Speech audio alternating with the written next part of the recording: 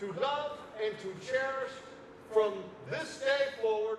The Supreme Court ruling in June may give gay couples the right to marry, but discussion on the discrimination couples face at the altar is just beginning. I grew up really feeling very afraid that if anybody ever, found out what would happen to me, because it's just that type of thinking that goes on in a lot of churches. Rob Tremble and Scott Mazzaros have been together for 17 years and hope to one day get married at the University Circle United Methodist Church, where they are members.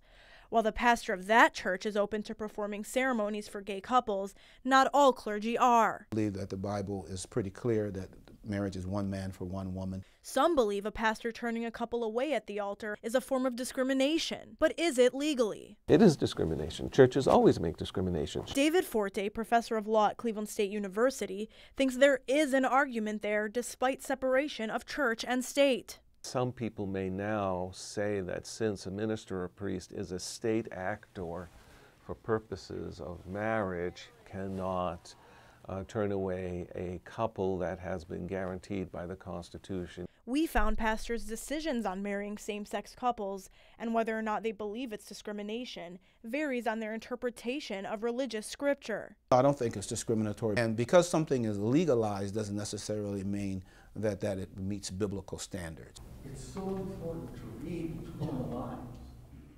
People don't just choose to be gay.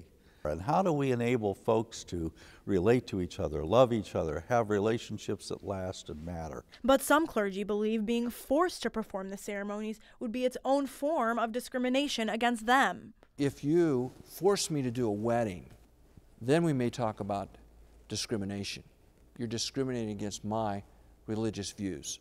Forte agrees, but says this debate is not problem-free with the way the law is heading. He even sees possible lawsuits coming forth from couples against churches. But whether or not they'd succeed is a different story. I just don't know. I think it would be disastrous for the American tradition and religious liberty should such a suit succeed. But Rob and Scott don't want to be that couple, despite being turned away for being gay by a church in the past.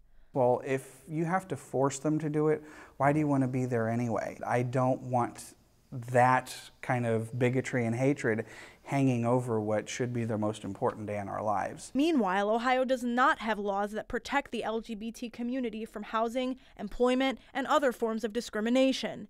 One local pastor thinks that should be the next step.